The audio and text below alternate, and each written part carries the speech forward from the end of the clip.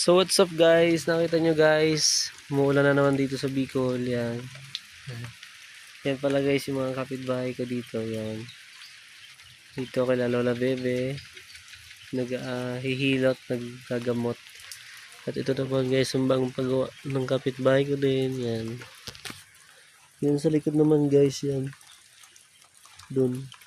May mga bahay pa yan sa likod, may farm. At yung PNCR ko, di pa tapos. Yan. Yan yung bahay ko guys, oh. Yan. Kita nyo yan. Di pa tapos eh, papagawa ko pa to. Kasi titinda ko sisig, kailangan nating magsipag. Diba?